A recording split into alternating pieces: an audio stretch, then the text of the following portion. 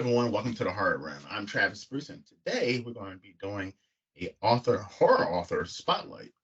I have it with us today. He just actually completed his first novel, working on the sequel, Alan Shivers, and he has an amazing book right now on Amazon as well as Goodreads. I had a chance to read it, and it's called Europea Halls.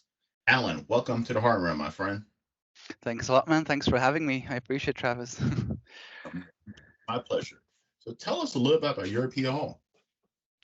So Europea Halls is it's a slasher novel. It's a YA slasher novel. What should I say about it? To start with, is it's a bit of a love letter to 90s slashers, like the campy MTV era vibe that we had, mixed in with modern contemporary European city vibes because it's set in Brussels, Belgium.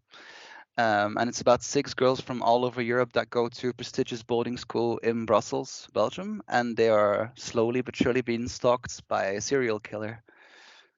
That is kind of the premise to start with. And I read the book, and it was like, boy, it seemed like there was so many inspiration from a lot of horror movies, including Scream, Hostel. Did you get any inspiration from those movies?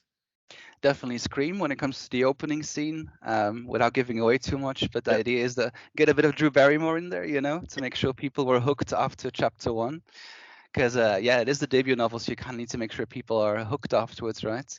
I Know What You Did Last Summer is a really big one for me. I don't know if you made that connection, but my pen name Alan Shivers stems from Helen Shivers, Sarah Michelle Gellar. So that was definitely a big one. Urban Legend, I guess, because of the setting in a bit of a prestigious campus as well.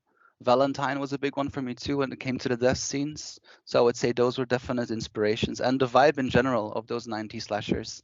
I wanted to kind of bring that back because I missed it a bit. Maybe I sound old and nostalgic, but I kind of wanted to bring that back a bit.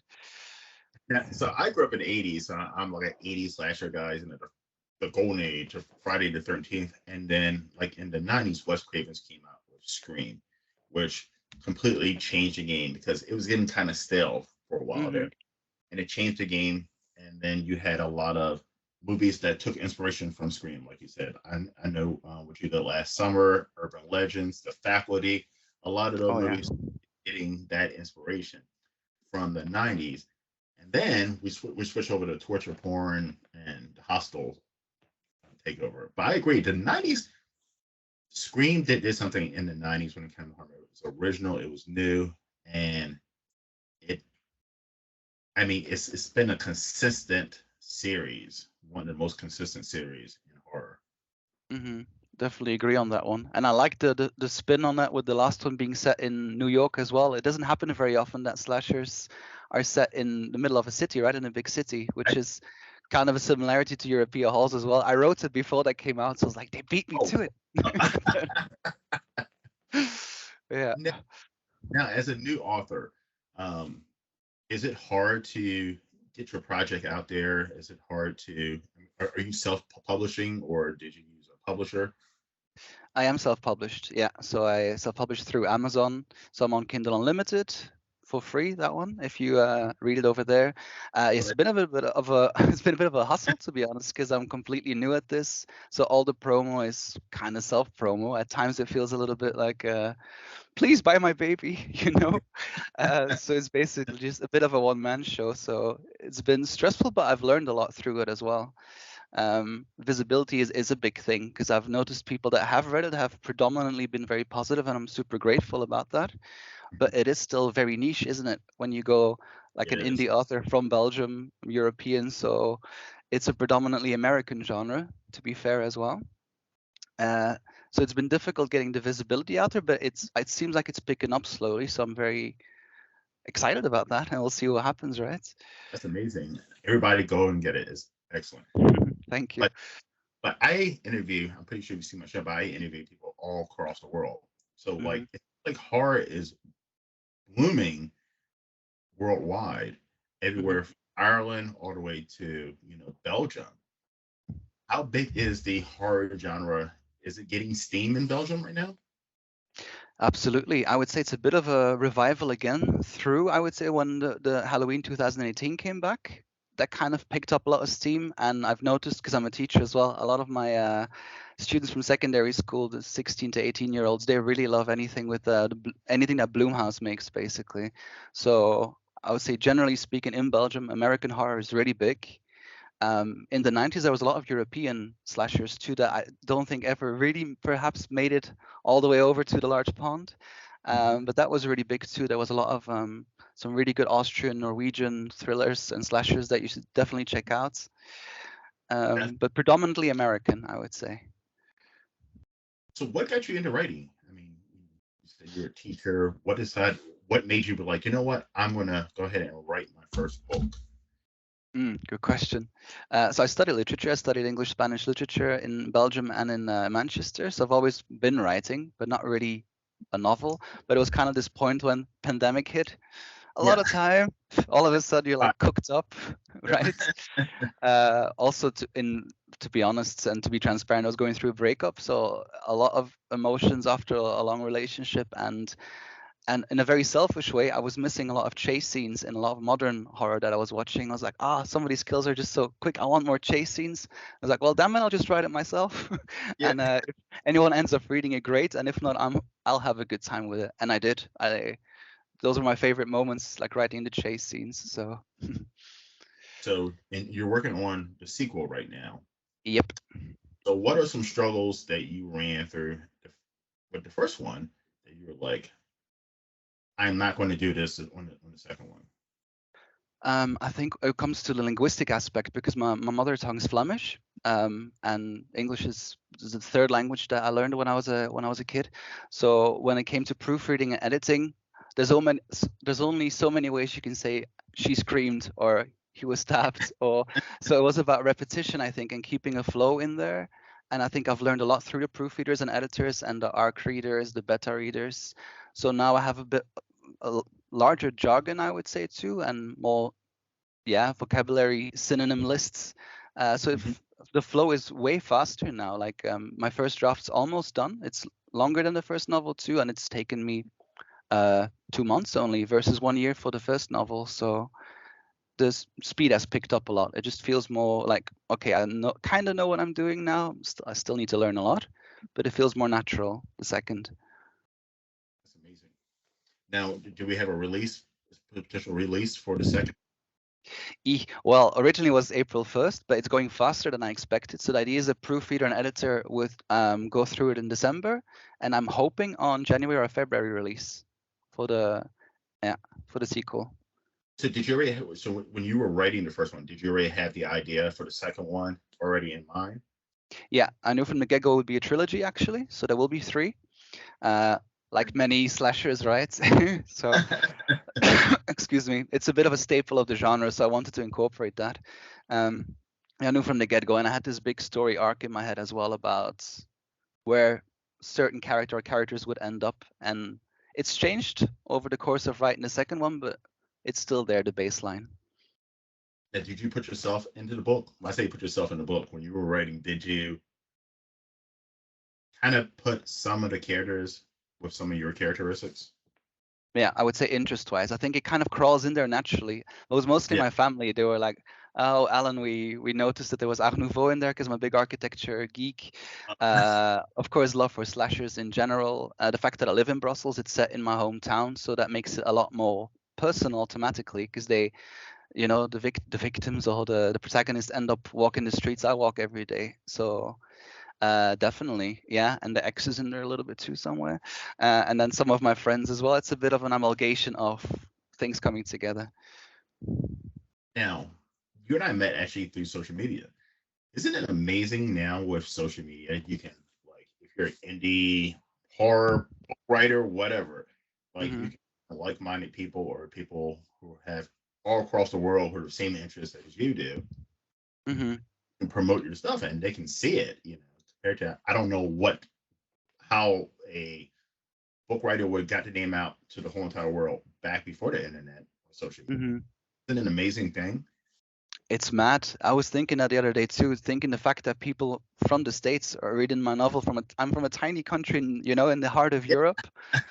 Back in the day, it would have been like, oh, my neighbor read my book, yay. And all of a sudden I have people from Australia, from the States, from Romania reaching out. And I'm really grateful for it because as an indie, I haven't done any, how can I put it, like face to face, any signings or anything yet because Belgium is so small, it's difficult to get the word out there. So without social media, nothing would have happened. Literally, everything's been through social media, promo wise. I mean, even with my channel, I think the horror Facebook groups and the indie groups, I mean, because it's pretty amazing that that outlet is out there. Hmm. Yeah. Have you felt that that's your biggest like community as well through social Yeah, media? Or? 100%. Hmm. Like Hmm. I started the channel, at first I was doing like reviews and stuff, and then I started doing indie stuff, interviews, and like I was like, well, where am I going to find these people at? And like started finding all these indie groups. I was like, let me be a part, and it's just such a welcoming community. Really is indie community and then indie horror for sure. Indie horror. Like the kindest people, honestly. Everyone's very open-minded, very warm, very giving, very graceful with that. Yeah, it was a very pleasant discovery from my end. So I'm guessing you've experienced similar. An absolute pleasure. Facebook, Mm. anyway. I can't speak about other apps. Yes, it's Mm. hard. It's hard with the other ones. But Pardon. Yeah, for me, TikTok's been a big one too. I didn't actually have TikTok. I'm 36. I was like, I'm too old for that. But then people were like, yo, you should promote yourself through it. And most of my ARC readers have come through TikTok actually. So a lot of promote and people have done giveaways for me and promoted and reposted things. And it's kind of, I wouldn't say exploded because it's still very niche, but like followers wise, it went really fast. Never expected that. So yeah. now, being from Brussels, this is off the wall crazy question. Are you are you a John Claude Van Damme fan? Muscles from Brussels. Yes. Yeah, kind of grew up with that, to be fair, all of us. And actually, he's in Brussels this weekend. There's a Comic Con in Brussels. No, next weekend. And I think I'm going to go just to be like, yeah, I met Muscles from Oh, Brussels. oh, by the way, I'm the biggest John Claude Van Damme fan you ever meet. Are you are? If you watch one of my videos, I had a custom John Claude Van Damme Bloodsport Funko Pop made because I was to get. He was supposed to be. I forgot where he was supposed to be, but he was supposed to be at a convention, and I was going to get his autograph. I wouldn't have stood in a line for hours, but something happened and he canceled. So like, I mean, to meet John Claude Van Damme would be amazing. So maybe I should get an autograph for you in that case. Oh my, that would be amazing. Okay, no pressure on me now, right? Need to make sure I go now. Yeah, but I'm expecting the line to be massive here as well because there's not many like Brussels celebrities or Belgian celebrities that have made it. Audrey Hepburn, Yeah, from back in the day, she's from Brussels. Other than that, not too many people I think have made it all the way to the States, right? Fame-wise. correct. I mean, John Claude Van Damme, I understand he has a statue there, correct? Yeah, he does. And he's in all these Belgian ads all the time still, and he's French speaking. So like Mhm. Brussels is bilingual city, so it's Flemish French, and a lot of the times, well, he mostly speaks French, but then when he has these ads in Flemish with the thickest accents, you just know, there's Van Damme, as we say. I love that. Laugh at me when I say that, but I grew up on John Claude Van Damme movies. I grew up on them. Bloodsport is my favorite movie 80s. Mm-hmm. out of any genre. So I'm just curious. You had to be a John Claude Van Damme fan. So I was like, Yeah, even if you wouldn't be a fan, anyone here knows him, obviously, if he's like one of the only big names of a tiny country. Yeah. Like he's made it, the American dream kind of thing. Yep. all right. So crossing over across the pond to the United States. Yep. Now, do you think about at some point maybe doing horror conventions in the states at some point? I would love to. I'd be honored to. The thing is, of course, when you're an indie author, you pay for everything yourself, right? Yeah. So I had to finance everything myself so far. I still have a full-time job on the side, and this one is turning into a full-time job now too. So I'd love to, but I think I'll work on the trilogy first, make sure the trilogy is set. Then the plan is to release special editions as well and box sets, and from there, hopefully move on to conventions. But I would be 100% open to that. So keep me in mind, people. Yes. Now, have you thought about doing any after you complete the trilogy? Have you thought about doing any spin-offs? Hmm. Oh, I was thinking of the first question that popped in my head was like, am I sticking to slashers or I'm going more into different realms? It would definitely be horror. But I was also thinking perhaps would go more psychological thriller, more gothic, but spin-offs? As in, you mean like one of the characters with their own storyline next to it, or? Or a prequel or something like that. Well, I think it's one of those series that if it does well, and I hope it does, you can kind of keep going forever with it because it's the idea of international or European people being together in a boarding school. They exist, by the way. I'm from Brussels. I've been teaching in an international school here, so you can always have new students in, in a fancy boarding school. It will always exist. So it's definitely possible. Are there any serial killers in Brussels? Sorry? Are there any serial killers in Brussels? Are there any? Oh, like you mean like Jack the Ripper, but then from Brussels, you mean? Yeah, like here in the States, we got thousands of serial killers. So. Luckily, no. I mean, sadly, we've had our share of like terrorist attacks and stuff like this, right, over the last couple of years. But like serial killer, no. Thankfully, and hopefully it'll stay like that. But no, not like that. No, I know that there's a lot more in other countries, perhaps, but we're tiny, man. Like, I'm surprised I even know anything about Belgium, so I'm very grateful. All right. So, have you ever thought about putting your book out there for, is there a possibility that if somebody wanted to transition your book into a movie script, you would be up for? Oof. Can you say 500%? Does that exist? Yeah, 100%. Yeah. Because it was one of the things when I started writing, I really pictured it in my head as in like movie scenes rather than a novel. So I think it would really be fun to do it because I don't think I've ever seen or ever watched a slasher film that was European and that international. So I think it could be really cool, and even marketing wise, if you get a famous person from Croatia, famous person from Poland, you get all those different fan bases, you push them together into one film. I think just purely from a marketing standpoint, it'd be potentially a smart move, wouldn't it? I think it would be, because the whole time I was reading, I was like, boy, this would make a great movie. This would. Yeah, thank you. It could definitely make a great. It'll fill right into that '90s, like you said, that Scream. What I know you did last summer series. I mean, it would be fall right in. Yeah, I would hope so, and I think there's, correct me if I'm wrong, but quite a big interest from Americans into European culture as a whole. I've 100%. noticed that because I think the largest amount of readers I've had so far are Americans, and Canadians as well, and people from the UK, but largely like Americans. And yeah, they seem to really be into that European aspect and different cultures, different languages. So, and there's a lot of those series in Netflix too now, right? Like Spanish series about like Elite, like for example, about this boarding school with a killer. So I think it could work because you have the prestigious Dark Academia together with a slasher. So put those two together. Perfect. Yeah. As Americans, we're into everyone's culture. We're Asian culture, like horror, like Korean horror is big. Oh yeah. Well, Korean dramas and Korean everything is big in the States. Like we're fascinated by everybody's cultures and everybody's, all different regions, which is amazing. Yeah, that's really nice about American culture itself. I think the openness to otherness and to, being accepting and being learning about different cultures. It's a really cool factor about Americans, I think. The very welcoming aspect. I agree. All right, so I'm going to shoot down to the fun part of the interview. All right, I'm going to ask you 3 rapid fire questions. Okay, let me have a quick cough. I'm still recovering a bit from a flu, sorry. Go for it. Which iconic horror character, doesn't have to be a villain, could be a final guy or final girl, would you say that you relate more to than Helen Shivers. Even though it's a woman, that chase scene, I was thinking if I would ever be an actor and do this particular scene, Helen Shivers. Yeah. Maybe not the most common answer, but yes. That's an interesting one. That's the first time. There you go. Second one. Okay.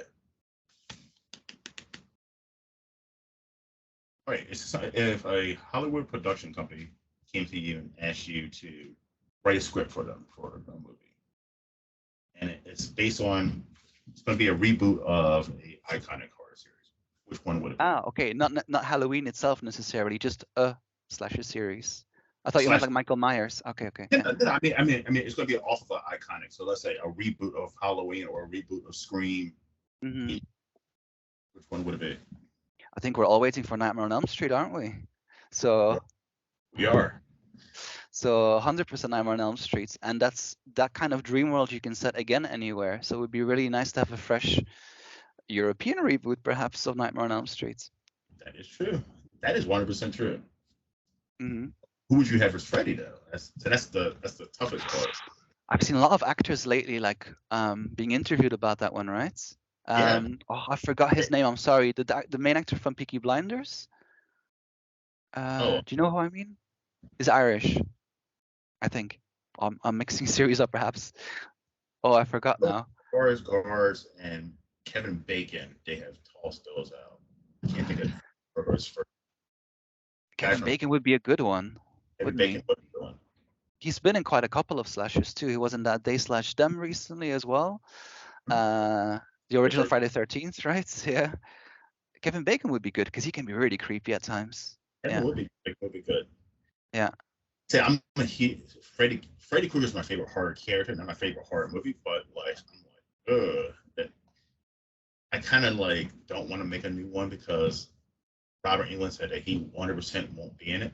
So, like, yeah. Painful to hear, isn't it? He was also here in Brussels 2 weeks ago. Yeah, there was another. Yeah, there's a lot of different types of Comic Cons happening over here, and he did a long interview about that as well. And he still has a lot of love for the series, but again, he reiterated that he's passing the torch. Do me a huge favor. The next time you find out John Claude Van Damme's going to be in Brussels, let me know, please. I mean, I'll come. I'm being dead serious. Okay, great. It'd be cool to meet you as well because he's here quite often. You know, he has a house in Brussels too. So yeah, listen, I will take that trip. I'll save the money up and take that trip. 100%. Okay, Plus, cool. plus, I do a lot of convention videos. That'd be a fun convention video to do on my YouTube channel. Yeah, wouldn't it? You got Robert Englund if you wait up a little bit and stay for 2 weeks, and then you got Jean-Claude Van Damme. So I actually met Robert Englund like 6 years ago. I was at a convention. And his line was long as anything. So I was like, nah, I'm not going to do it. And I was staying at the hotel. I was at a hotel bar and sitting down. He sits right next to me. And I'm like, oh my God, it's Robert Englund. And like he buys me a shot. So I have a picture of him and I taking a shot together. We talked for like a half an hour. Nice as. Oh wow, okay. I'm not jealous, but okay, you deserve it. You seem like a good guy. But it was like a hint of jealousy. It was I mean it was like for me. All right. Final question. Let me think of a good one for you. Yeah. Okay. You're a filmmaker now. What would your Brussels horror film be named and what would it be about? Takes place in Brussels. Has to be something in Brussels. So first of all, it would be Europea Halls, right? The trilogy that I'm actually writing. Yeah. It would be great to actually be a filmmaker and have my own say within the series. Exactly. Other than that, I think there's actually a lot of old money in the city. There's a lot of old villas, for example, and sometimes you can go visit them and things. So I think kind of a haunted villa story, but with a twist. And I don't know what the twist is yet, but there's plenty of like really these massive manors and villas within the city, right? So maybe people going on a tour and then it ends up being some kind of an exorcism happening or something like that, like haunted Brussels, because it's a beautiful city. There's a lot of history here, but it can be very eerie at night too. So I think incorporating nighttime Brussels with manors. Yeah. You can even do that. It's like a found footage too. Mm-hmm. Oh yeah. Yeah, true. Good point. Okay, let's brainstorm after this. Yes, exactly.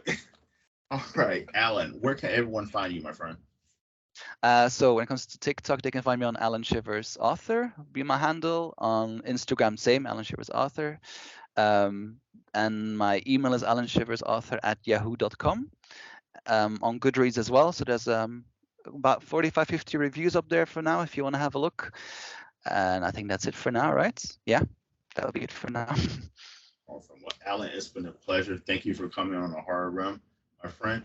Everybody, for having me. No problem.